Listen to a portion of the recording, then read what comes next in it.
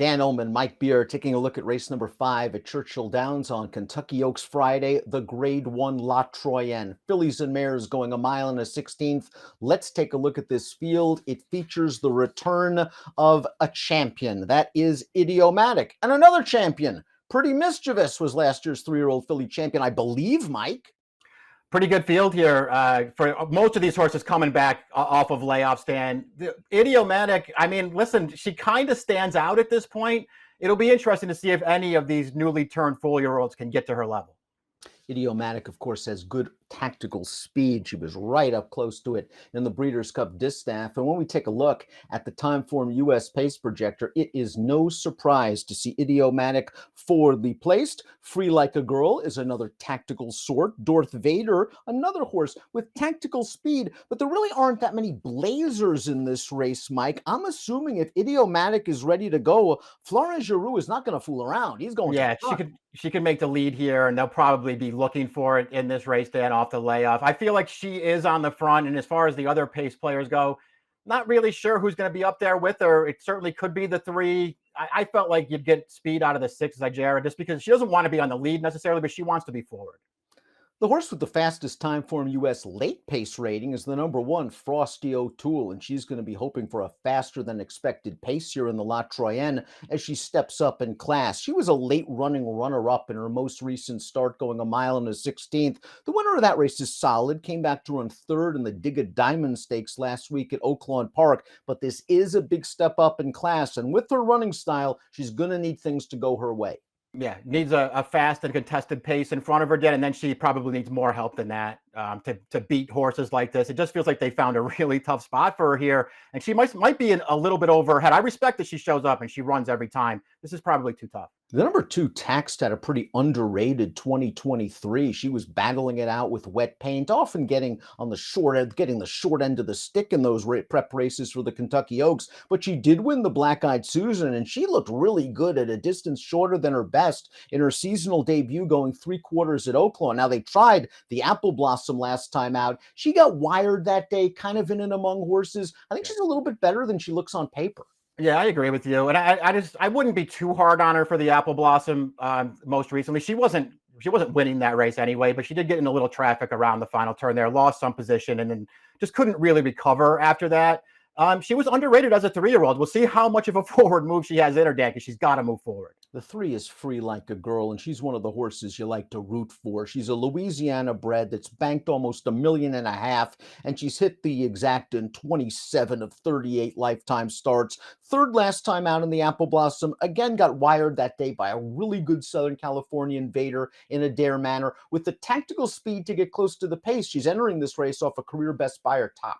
I can see her getting a good trip in this race. I just don't know if she'll be able to necessarily take advantage. I know that she'll try her best, Dan, and she'll run her race. That's what she did in the Apple Blossom last time.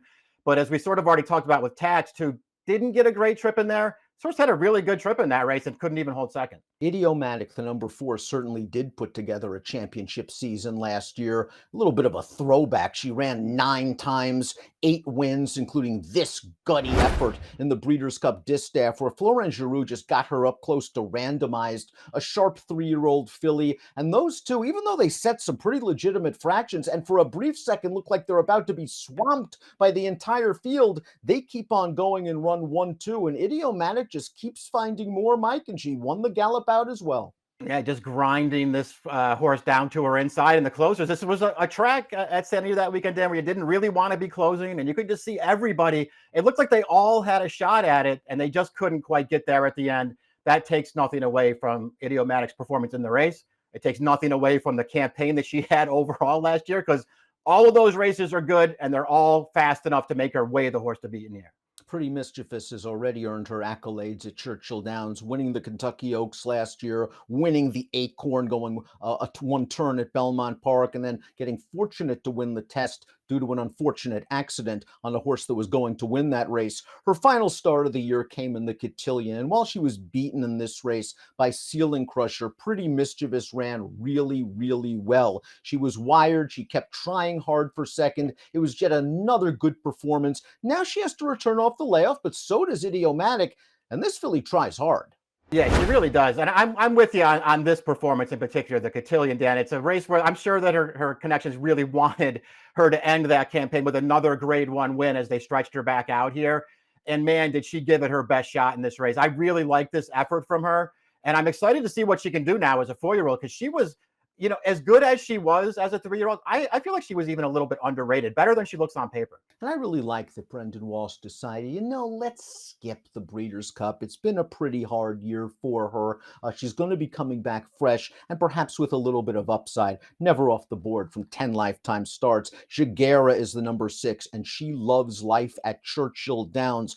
2 for 2 in her career, including a super impressive performance to close out her 2023 in the Fall City. She's a horse with excellent tactical speed. One of the also-rans in that race came back to win a grade 3 with a 91 Beyer speed figure. I think she's pretty good, Mike, and she might be overlooked slightly in the wagering. She's 3-1 on the morning line. Maybe she drifts. Yeah, we'll see how they decide to bet the race outside of the favorite in here, because it feels like they could go a couple different ways.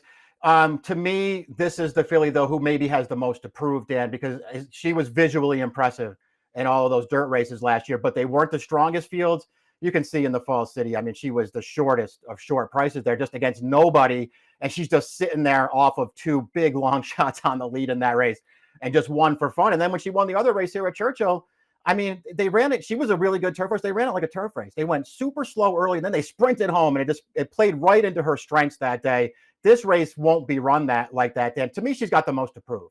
Darth Vader couldn't take the measure of Pretty Mischievous in her last 3 starts, but I thought she ran an underrated Kentucky Oaks. All things considered, from an outside post, she was hustled to contest a pretty fast pace and hung in there pretty well for 5th. She just missed in the Acorn. That was a tough loss for these connections. And then last time out in the test, there was, of course, the accident in that race, and she just only gave an even performance.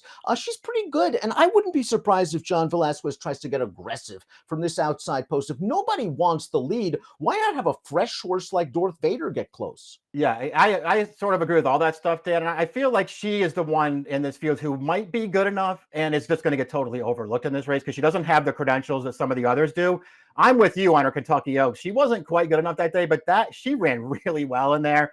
And her Acorn was also good. She was only second best in the Acorn, but she ran really well that day too. Let's take a look at our top selections for the Grade 1 La Troienne. Idiomatic, to me, I just think this is a really good spot for her seasonal debut, and with her tactical speed, she'll be turning into the stretch, either in front or thereabouts, and then I'm curious to see if she and Pretty Mischievous hook up. Yeah, me too. I'd like to see them actually go at it here, just to see what we've got on our hands here for the rest of the year. I stuck with Idiomatic too in this race, Dan. I just didn't really see the other places to go in here. I probably should have had the 7 Darth Vader in there somewhere, just because she'll be the most interesting price. 4562 for Mike, 4536 for me. It'll be interesting to see what we get from Idiomatic. It'll be interesting to see what we get from Pretty Mischievous. They'll hook them up in the La Troienne on Friday. Best of luck.